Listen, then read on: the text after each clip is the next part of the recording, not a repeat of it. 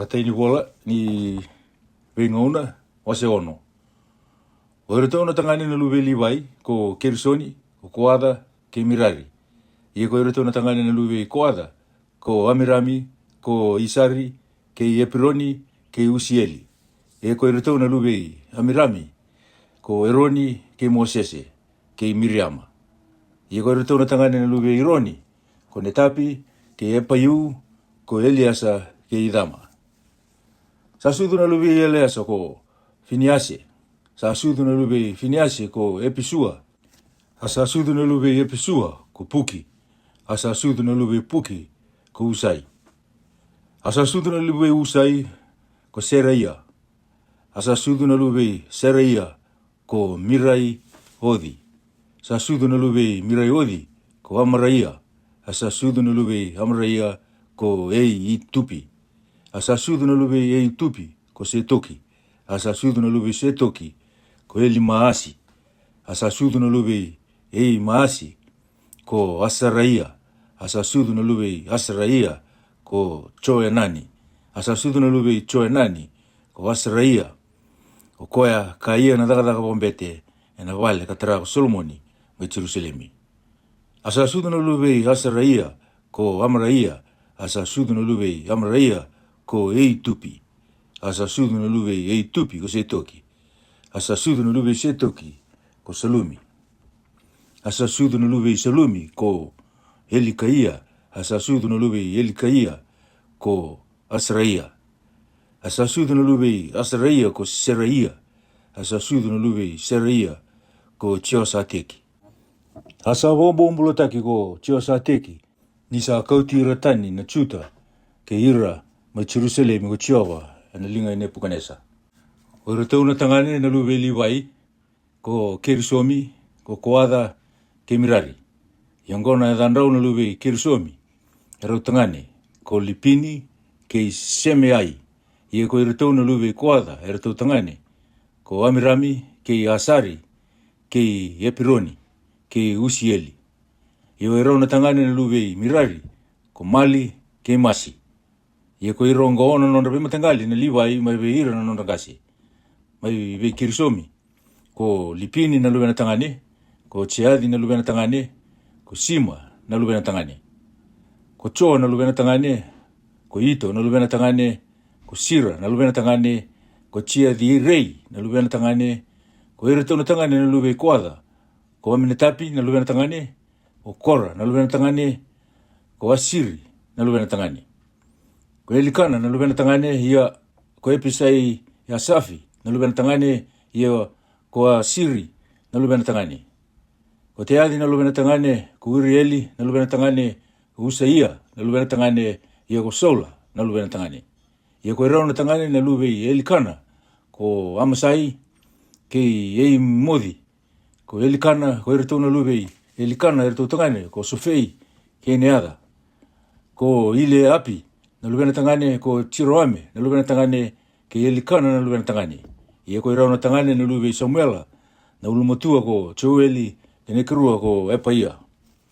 Na tangane na luwe Mirari ko Mali ko Lipini na luwe na tangane ko Semeai na luwe na tangane ko Usa na luwe na tangane ko Semea na luwe na tangane ko Akaia na luwe na tangane ko Asaia na luwe na tangane. Ia ko irongo kalasia ko te vita mere lawana i bala ni sere e na vale i Chiova ni sa tiko bokondua na kato. Arsangarava tiko na daga ni sere e na mate ni tiko ni vale ni vita baki ka dova na nona tarana vale Chiova mai Jerusalemi o Solomoni. Karasangarava na non reitavi me waka na non reitutu. Ia ko irongo era sangarava bata ke na luwe na tangane. Mai be ira na tangane na luwe Koada ko Imani na ndau ni sere, na luwe Joeli ka tangane, na luwe Samuela ka tangane, na luwe Elikana ka tangane, na luwe Chiroame ka tangane, na luwe Ilieli ka tangane, na luwe Toa ka tangane, na luwe Sufi ka tangane, na luwe Elikana ka tangane, na luwe Meadi ka tangane, na luwe Amasai ka tangane, na luwe Elikana ka tangane, na luwe Joeli ka tangane, na luwe Asaraia ka tangane, na luwe Sephania ka tangane, na luve teadi, katangane na luve asiri, katangane na luve apisafi, katangane na luve kora, katangane na luve isari, katangane na luve koada, katangane na luve livai, katangane na luve Israeli, katangane ia koe safa na wekana, o koe ka tu mai na lingana i matau. Ia koe safa na luve pereka ia, katangane na luve semea, katangane na luve maikeli, katangane na luve pesea, katangane na luve malikaia, katangane na luve ede, ni katangane na luve sira, katangane na luve ataia, katangane na luve edani, katangane na luve sema, katangane na luve semeai, katangane na luve teadi, katangane na luve kerisomi, katangane na luve livai, katangane ia na wekana tou na luve mirari, katangane era satu na linga maui. O idani na luve kisi, katangane na luve apiti, katangane na luve maluki, katangane na luve esapaia, katangane na luve amasaia, katangane na luve ilikaia, katangane na luve amisai, katangane na luve pani, katangane na luve semeri, katangane na luve mali, katangane na luve musi, katangane na luve mirari, katangane na luve livai, katangane asalisi talanga, oira na wekana, koira na livai, kina takataka kedanga ni wale ni kalu. Ia koe roni ke ira tau na luve na tangane, er tau sando bukatambora na kain dala ni tamudambo ni sorokama, kina dala ni tamudambo ni kamboi minaka talanga. Sano na tau takataka kedanga ni tikina tambusara, kame sorowaki ira na Israeli. Me wakana ka kedanga, ka voro toko mosese ni talatala i chowa. Ia koe ira tau na tangane ongo, era kau e roni. Ko Eliasa na lubena, ka Finiasi na lubena, ke Episua na lubena. Ko Puki na lubena tangane, ko Usai na lubena tangane, ko Seraia na lubena tangane, ko Mirai Hiodi na lubena tangane, ko Amaraya na lubena tangane, ko Itupi na lubena tangane, ko Setoki na lubena tangane, ke Ei Maasi na lubena tangane. Iongora nondra itikutiko, ena nondra koro, wakambai na nondra vanua. Iyo na nondra na luve roni katangane, mai na nondra vei matangali na luve koada, ni sa lutu mai veira, na i wata tau manda. Sa soli veira ko epironi ena vanua e juta, ke na vanua vei do ena kena vea sana. A sa soli vei kelepi na luve chifune, na vanua vei were ni koro, ke na kena vei koro lalai. A sa soli veira na luve roni, na vei koro mai juta, iyo ko epironi, na koro ni nronro, ke lipina, ke chatiri, ke esitimoa, ke na vanua vei do ena kena vea sana. Ke ileni, ke tipiri, ke na kenra u vanua vei do, ke asani, ke pedi semisi, ke na kenra u vanua vei do. Ia, mana matangali peni chamini, ko kipa, ke elemedi, ke anododi, ke na kenra vanua vei do. Anonda vei koro kedanga ina anonda vei matangali sa tini katulu na koro. Asa soli e tini na koro, ena wagawiri mandingi, mai nandua na wasi ni matangali manasa. Vei ira na kau e koada, o ira kabo ena vuwale ni matangali ongori. Asa soli e tini katulu na koro, mai na matangali e sakari, ka mai na matangali aseri, ka mai na matangali nafitalai, ka mai na matangali manasa, mai pasani. Vei ira na kau e kerisomi, me wakana nonda vei matangali.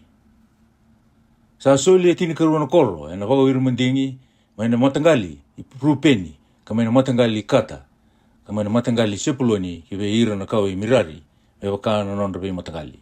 Asa sulia ko ira na Israeli, vei ira na livai na vei koro, kena kena vanua vei do. Asa soli na vei koro ongo sa dahuti na edandra, ena wagawiri mandingi, mai na nonda matangali na chuta, ka mai na nonda matangali na Simeoni, ka mai na nonda matangali na peni chamini. Ina nonda voni vei matangali. Nelu vei koada, saso na nonda vei koro, mai na nonda vanua, mai na matangali i Efraimi. Asa soli vei ira e sona koro, ni nronro, ko Sikemi, mai na ulu ni vanua ko Efraimi, kena kena vanua vei do, ko Keseri talanga, kena kena vanua vei do. Ke Tsoki Miami, ke Pedi Oroni, kena kena vanua vei do, ke Yei Chaloni, ke Kadarimoni, kena kena vanua vei do. Ia mai nandona wasi ni matangali manasa, ko Aneri, ke Pilami, kena kenra wano be do. Nonda na matangali sa avo be ira na lube koada. Asa soli be ira na kau e kirisomi, mana matangali ni ndo na wase ni avusa i manasa, ko kolani, maina pasani, ke ase te rodi, kena kenra wano be do. Ia mana matangali sakari, ko ketesi, ko tapiradi, ke remodi, ke animi, kena kenra wano be do. Ia mana matangali aseri, ko masali, ke apitoni, ke ukoki, ke riopi, kena kenra wano be do. Ia mana matangali na fitalai, ko ketesi, mai kalili, ke amoni, ke kari ya deimi, kena kenra wano be do. Vero na kenra wano kau i mirari, sa soli mai na matangali sepuloni. Ko rimoni, ke te pori, kena kenra wano be do. Ia na taikandua ni choritani, sa voleaka ki cherko, e na sana wakaki, na tuidake mana choritani, sa soli be ira, mana matangali rupeni. Ko peseri, mana wano be kau, ke chasa, ke ki te modi, talenga, ke mea whadi, kena kenra wano be do. Ia na matangali kata, ko remodi, mai kili ati, ke mea neimi, ke esiponi, ke chasiri, kena kenra wano be do. Wase vitu, ia koe retona tangani na lube sakari, ko tola, ke pua, ko chasupi, ke simironi, reto lewa. Ia koe retona tangani na lube tola, ko usai, ke rifaia, ke chirieli, ke chamei, ke ipisami, ke simueli. Reto turanga mai be tola, e waka, na be wale, ni nonrangase na matangali ni tamandra, ia nei tola.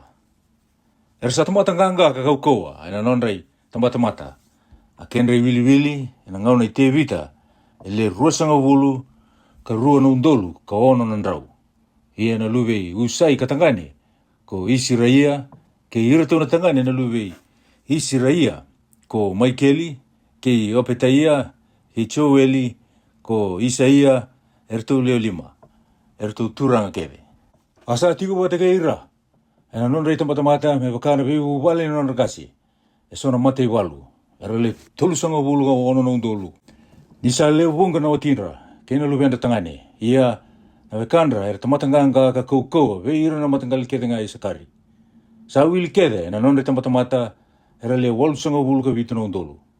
Mai we penchamini, ko pela, ke ipekeri, ke chitieli, era tau le tolu. Ia, ko era tau na tangane, na lube ipela, ko esiponi, ke usai, ke usieli, ke chirimodi, ke iri, erto leo lima. Erto turanga na matangali na nonrangasi, erto tamatanganga ka koukoa.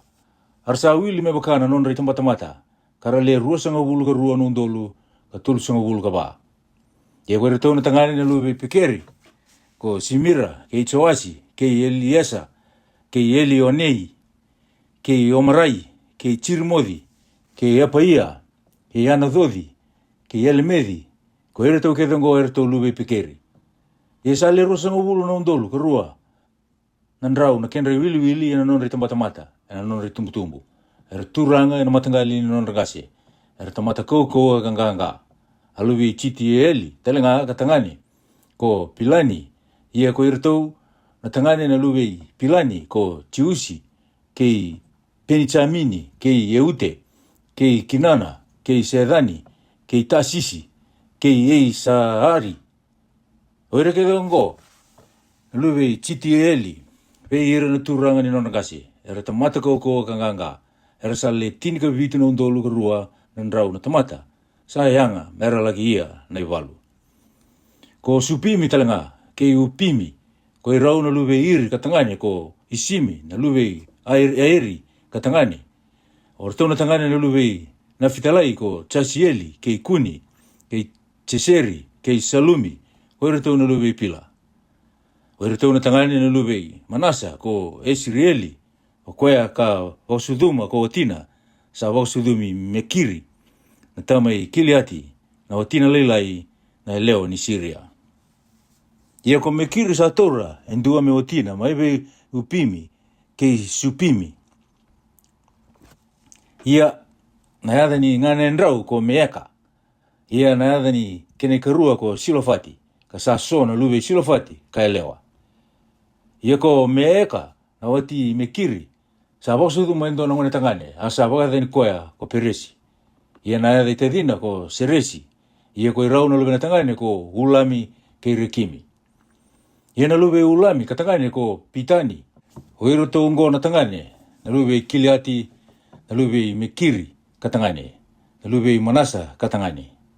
Ia na ngane na ko molekedi. Sa bosu tu mi isoti ke epi eseri ke mala. Ia ko irau na tangane na lube simita ko e ani ke sikemi, ke liki ke eniami. Ia na lube i efreimi ka tangane ko sudela ke pereti, na lube na tangane ke teadi, na lube na tangane ke alata, na lube na tangane ke teadi, na lube na tangane. Ke sapati, na lube na tangane ke sudela, na lube na tangane ke yesa, ke elati. O ira tu, e roma te ako ira, na kai kada, e rasudu e nabono ko ya. Nira sa lagu sombu, e ra kautatani, e non romano manu. Asaya sopa ki ira tau na ifre mina tamanda tu kambongi bunga. Asa lagu mai ko ira tau na te tina, e baka tingu i koya. E sa modera na o tino ko koya. Kasa kune, o sudu ma, hindo na luena tangane, asa baka tini koya, ko piria. Ni sayado na da, kino na matagali. Ia na luena leo ko se ira, sa i koya, katarai pedi o reni, mai ra. Mai da kita langa ke useni sieira. Ia na luena tangane ko refa, ko resifi talanga ke tela, na luena tangane ke teani, na luena tangane. Ko latana na luena tangane, ko ami ute, na luena tangane, ko elisama, na luena tangane, ko nuni, na luena tangane, ko Joshua, na luena tangane. Ia na nondo unua, ke na nondo koro, ko pedeli, ke na kena vei koro, ke niarani, waka ki natu idake, ke seri, waka kira, ke na kena vei koro. Ko si ke mitalanga ke na kena vei koro, ka dobi kesa, ke na kena vei koro. Ia na nondo vei ala, na lupe manasa, ko pedi siani, ke na kena vei koro, ko te naki, ke na kena vei koro, ko mikito, ke na kena vei koro, ko ndoa, ke na kena vei koro, era sa tiko ki na koe na lupe Josefa, na lupe Israeli. O ira tau na lupe Aseri katangane, ko i mina, ke i siwa, ke i isibi, ke i piria, ke i sera, nangane na tau. Ia koe rau na lupe piria katangane, ko e peri, ke i mali, ki eli, a koe na tamai piri savidi. Asa sutu na lupe e peri, ko chafileti, ke i someri, ke i odami, ke i sua, nangane na tau. Ia koe na tangane na lupe chafileti, ko pasaki, ke i pimali, ke i asibadi. Ora to ngono lupe chafileti, ia ko ira na tangane na lupe simeri, ko ei, ke i roka, ko chupa, ke i rami. Ia ko ira na tangane na lupe elemi, na tedina, ko sofa, ke i mina, ke i selesi, ke i amali. O ira na tangane na lupe sofa, ko sua, ke i ari neferi, ke i suali, ke i peri, ke i imira. Ko peseri, ke i oti, ke i sama, ke i silisa, ke i idirani, ke i piara. Ia ko ira na tangane na lupe chida, ko chifune, ke i pisipa, ke i ara. Ia ko ira na tangane na lupe ula, ko ara, ke i anieli, ke i risa ia. O ira ke tanga ongo era sa kau i aseri. Era tangane na matangali ni nonrangase. Era tamata tingitaki, era tamata kou kanganga. Kare liuwe ira na turanga. Ia na kenre wili, ina nonre tamata e reanga, me lako kina i walu. Sa le ruasa mawulu ka wana nung dolu na tamata. Wase walu, asa sudu na luwe penisa mini, ko pela, na nono ulu motua. Ko asipeli, na kene karua, ke i ara, na kene katulu.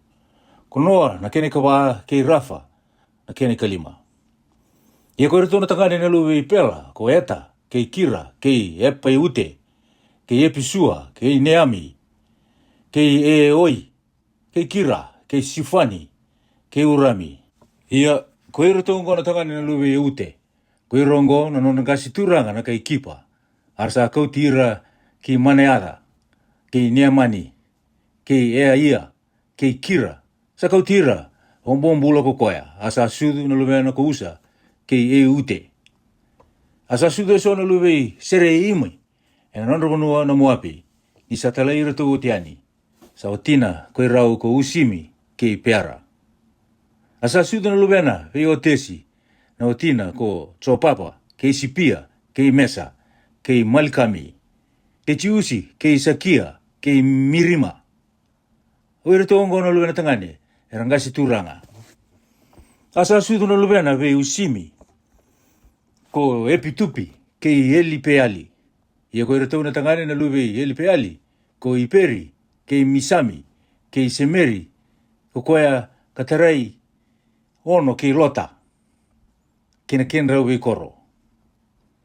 Ko peri e talanga kei Siama, era unona ngasi turanga na kei Eichaloni, ko era kawakasawi tani na kei Kaga, kei Io, ko Sasaki, kei Chere Modi, kei Sepatea, kei Arati, kei Eteri, kei Maikeli, kei Sipa, kei Choa, ko era tona tangane na luwe piria. Kei Sepatea, kei Mesulame, kei Isiki, kei Eperi, ko Ismirei talanga, kei Isi Laia, kei Chopapa, ko era tona tangane na luwe Eli Peali.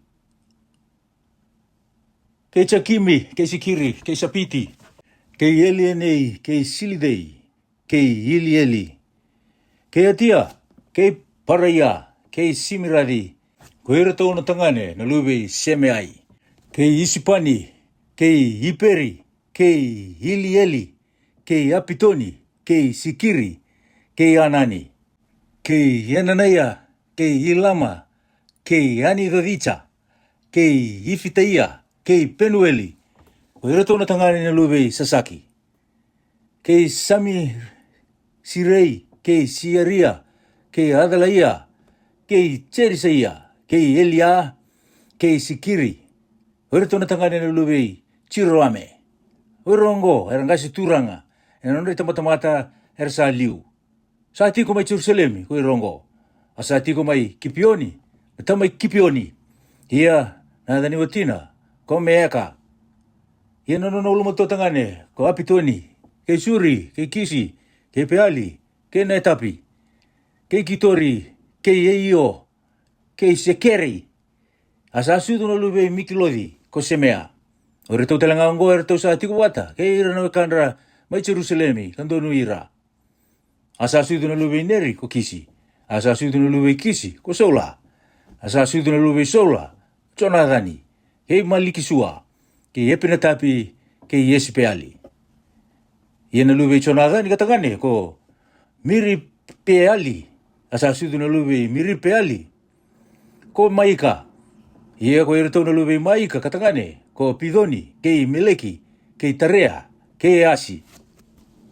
Asa sudu na luwe Asi ko Chioata, asa sudu na luwe Chioata, ko Elmedi, kei Asimavede, kei Simirai, asa sudu na luwe Simirai, ko Mosa. Asa sudu na luwe Mosa ko Pina, asa luwe na tangane ko Rafa, ko Elasa, na luwe na tangane, ko Aseli, na luwe na tangane. Asa leona na luwe Aseli er tu tangane, adan tu ongo, ko Asirikame, ko Pokiru, ke Ismeli, ke Siaraia, ke Opetaya, ke Anani, ore tu kedanga ongo, er tu tangane ka luwe Aseli. Ia ko tu tangane na luwe Aseki, na Tedina ko Ulami, na nono ulumatua ko Chiusi, ka kene karua, ke Eli Feleti, na kene katulu. Ia ko ira tau tangane na luwe Ulami ira tau tamata kou kanganga. Era ndau babana, asale ubunga na luwe na tangane, ena makumbundra tangane. Era len tuanan rau ke 5.10, sa wakatumburi ira ke tanga ongo, ko ira na luwe penichamini ira tangane. Wase diwa, asa wila na tamata na Israeli ke tanga, karaida, sabulai ena kenre wola na tu Israeli.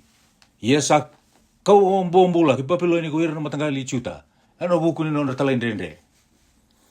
Ia nai tau ke liu er sa tiko ina nonra panua. Ina nonra vei koro, sa ira na Israeli. Oira na bete, oira na liwai ke ira na ne dinimi. Asa tiko me Jerusalem e sobe ira na matangali chuta. Ka sobe ira na matangali penichameni. Ka sobe ira na matangali Efremi. Ke ira na Manasa.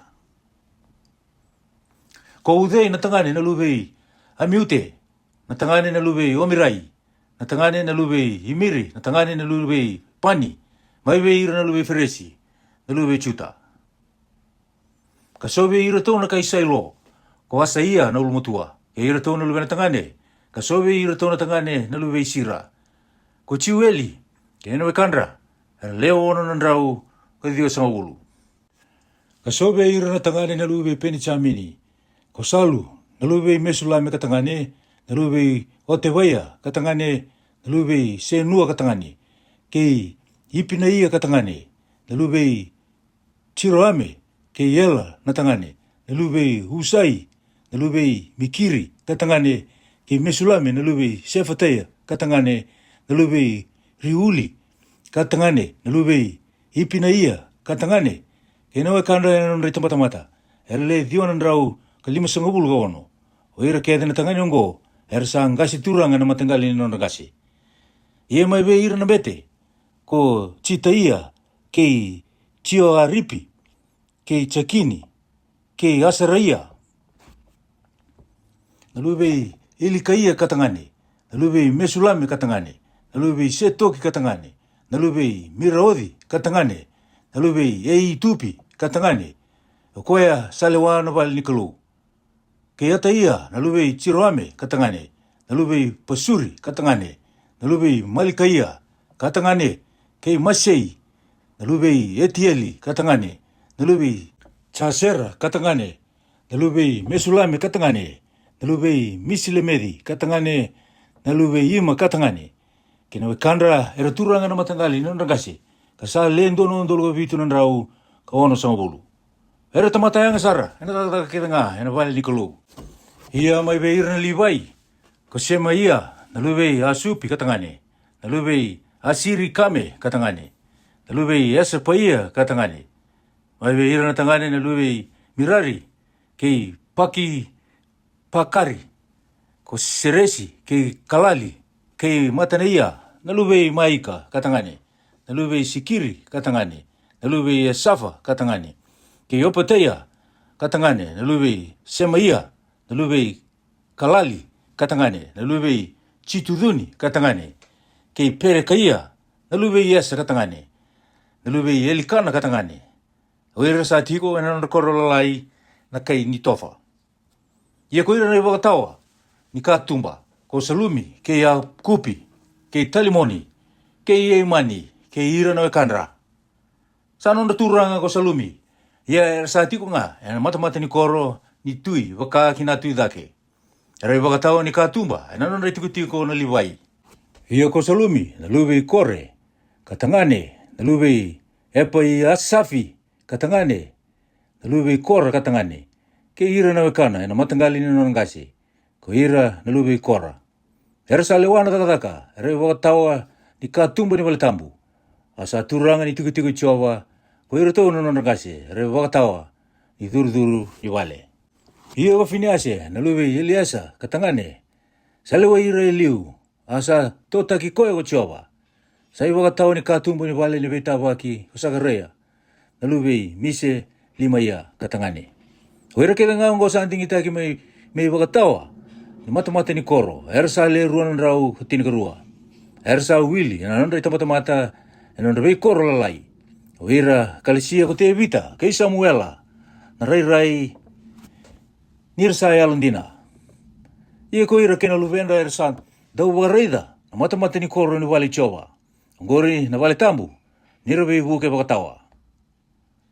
Ersa tiko na biasana, e baba. Ko ira na iwatawa. O ka kina tuidake, kina tokalau, kina rewa talenga. Ia, ko ira na wekandra, ersa tiko e nanon rabi koro lalai. Era tau lako bongi bitu ke ira. Ia sa elondina na iwatawa baba sa liu.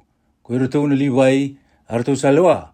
Rabi tamba ni wale edake, kina iau ni wale ni kalau.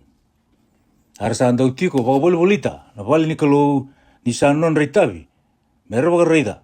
Sa non reitabi talanga mendolava. Ena bai mataka kita nga. Ia sobe ira, sa non reitabi na ia ni takataka. Mera wilika ni sa kau kiloma. Ka wilika talanga ni sa kau ki tautumba. Asa lesia sobe ira, mera waka reida na ia. Iyo, na ia ni wale tambu kita nga. Kina manrein roka binaka, kina waini, kina waiwai, kina kaumbo binaka, kina isaluaki. Kasobe ira na lubiana tangani na bete, era dau hulia na ilumu e waka isaluaki. Ia, ko matada ia, indobe ira na liwai, o koea na ulumutu I salumi, na luwe I kora. Sano na itabi meloa, na ka sa tauteke. Ka so talewe ira na wekandra, era luwe na tangane, na koada. Sano na itabi, na manraini, dau ya atuni, mera wakarutaka na weisinga ni wakatidengu. Ia koe rongo, na dau ni sere, era nonra gasi na turanga na liwai, era tiko wakandua, ena peipale atake, karasa lalanga, mai na takatakatani. Nirasa ia tiko, na takatakongo, ena weisinga kinambongi. Koe rongo na nonra gasi na turanga na liwai, era sa liu ena nonra tamata-mata, karasa tiko koe rongo mai Jerusalemi. Asa tiko mai kipioni, na tau mai kipioni, ko tieli. Ia na yada ni watina, ko meaka. Nona ulumatua tangane, ko apitoni, ka tarawa, ko suri, ko kisi, ko peali, ko neri, ko netapi. Ko kitori, ko eio, ko sakareia, kei mikilodi. Asawa tumburi semea, ko mikilodi. Ia, ko ira talingaongo, ertiko wate ke ira na wekandra mai Jerusalemi. Kandonu ia na wekandra. Asawa tumburi kisi, ko neri. Awatumburi sola, ko kisi. Awatumburi Jonadhani ko sola. Kei mali kisua, kei epina tapi, kei esi peali. Ia na luwe Jonadhani katangane, ko miri peali. Asaba watumburi maika, ko miri peali. Ia ko iratau na luwe maika iratau tangane, ko pidoni, kei meleki, kei tarea, kei easi. Asaba watumburi chara, ko easi. Asaba watumburi elimeri, kei asi mabere, kei simirai, ko chara. Asaba watumburi mosa, ko simirai. Asaba watumburi pina, ko mosa. Ina lubeana ko rifaia katangane. Sa lubeana ko elasa katangane. Na lubeana ko aseeli katangane. Asa ono na lube aseeli. Na tanda tu ungo ko asiri kame, ko pokiru, ke isimeli, ke siraia, ke opataya, ke anani. Ora tu ungo na lube aseeli, era tu tangane. Wase chini. Asa wala ke irna Israeli ko irna kay Filistia. Arasan rotani ko irna Israeli matara kay Filistia. Karasam bale sombu nirasam moku maina ulu ni bunua kilipoa. Asa didi muri saula ke irna na lube na tangane ko irna kay Filistia. Karasam mukuti Jonadhani ke epina tapi ke malikisua. Era na lube saula. Ko ira na kay Filistia. Asa ngumatu na iwalu ke saula. Kasabanay koya, ko ira daw babana. Asa bueta ki koya, ko ira daw babana. Sangay kaya ko sola, buwan daw dalatan na narangi. Uduna na namoy sila wau, kasuwa ki au sarakina. Desala ko may ko ira na siyang ni dilonggo. Abagaliya yaw. Asa besi ko koya, sa daw dalatan na narangi. Nisa kali una na rere. Asa toro na sila wau ko sola, kambali taka.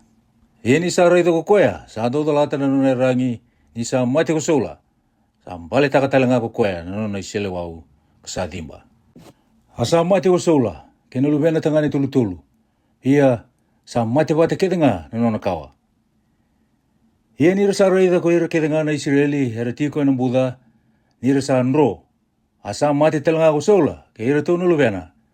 Era sa mbiuta na nona rabi koro nro talanga. Arasala ko may na kay Filistia katiko kina. Ia ena mataka, nirasala ko mai ko ira na kay Filistia, mera Turkia, na nonra isul, na moku. Era sa kunei sola, ke ira tau na lubena, ira tau sa andabo mate, ena ulu nibonua ko kilipoa.